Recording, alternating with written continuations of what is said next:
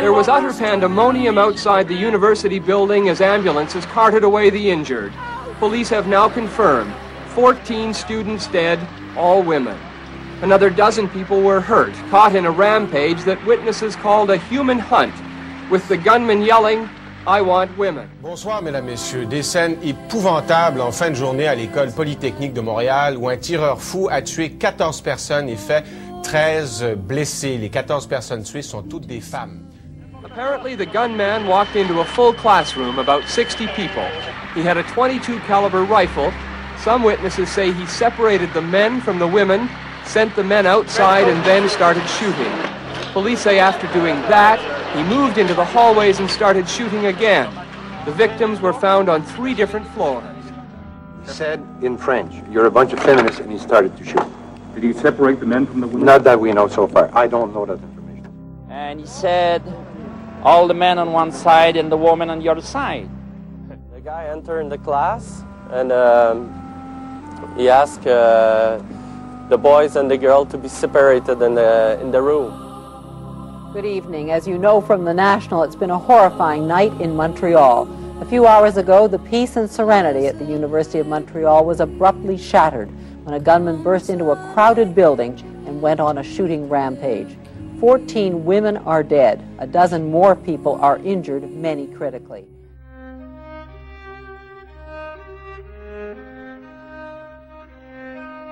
The man walked into a classroom. You want to be calm?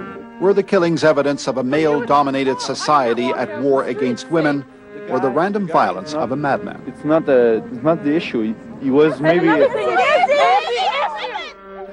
Singled out women to kill and gave us his reason that they were feminists. Is it the reflect of a society, of the men in a society, or is it an isolated act? It's an isolated act. It's not the phenomenon of society. It's impossible. We'll be in the war. That was a phenomenon of society. My opinion. Yeah, but who makes the war?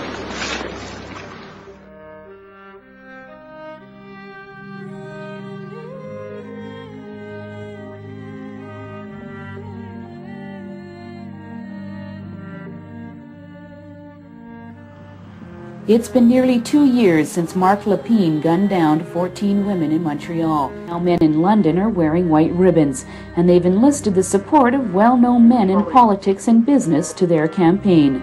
The white ribbon for us symbolizes the idea of men giving up their arms and stopping the violence against women. The network wants other men to put the ribbons on themselves, on their cars, and at their workplace. Jan Richardson at the Women's Community House, a shelter for battered women and children, knows all about the problem. Will wearing a white ribbon make a difference? Oh, I don't think it's going to stop violence against women, but I think it's an important start to say men have to stop.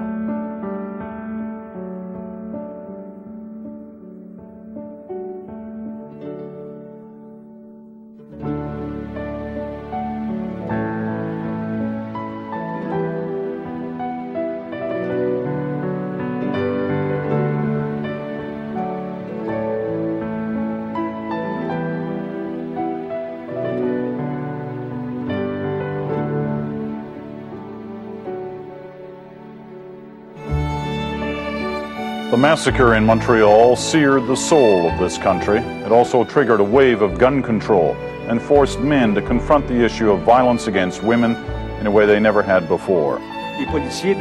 So the families got involved. Like other Quebecers, they saw the pictures of the gun that Marc Lépine used. A decade later, there is a new law, and Alan Rock, the minister who sponsored it, says it will work. Lives will be saved. But then a mother of one of the women killed with a grim reminder. Marc Lépine clearly separated the women from the men. Only women were killed there. We have to all individually and collectively be involved in this because it's a matter of life or death. The families and their allies warn that the law has enemies. We are tired to have to defend it over and over again. Canadians who value gun control must speak out. As the years went by, those terrible anniversary images of mourning families sank in. So did their message. Things must change. Our girls must not have died for nothing.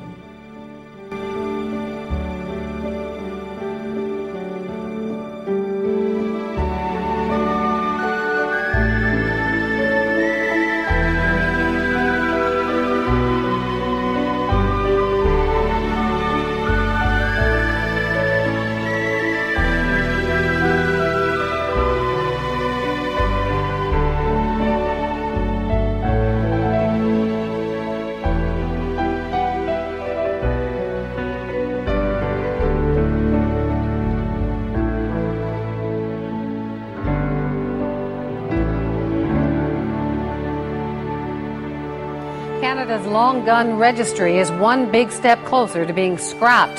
The House of Commons passed a bill tonight that would eliminate the need to register rifles and shotguns. Just a month before the 20th anniversary of the Montreal Massacre, the gun control law it provoked is seriously at risk of being abolished. This is a piece of legislation that the families of the victims of Polytechnique called a monument to the memories of their daughters.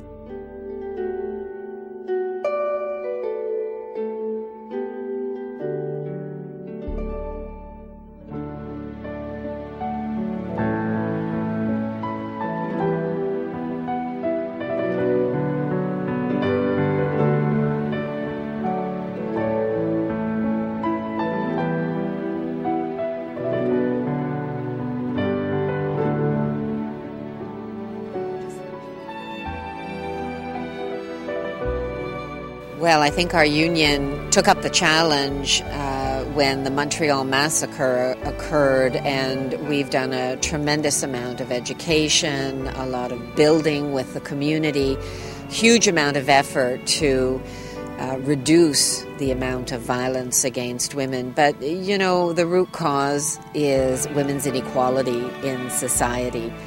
And until that inequality goes away, violence against women won't go away. And so what is the solution? The solution is about women gaining power. It's about women gaining leadership roles. It's about women being in legislatures and passing laws that are good for women. Issues like childcare, equal pay, violence against women. So we need to get more women in positions of power so that they can make the decisions that will help women across this country. Changes that need to get made will require a huge mobilizing effort, and it's everything from individual relationships, it's about our kids' education, it's about what we bargain at the bargaining table, and it is about political decisions that get made. And I think every woman needs to see herself as an advocate for change, as an advocate for women's equality. And this isn't an initiative against men, it's about working with men so that we have a more satisfying, egalitarian, democratic structure in our homes and in our workplaces and in our legislatures.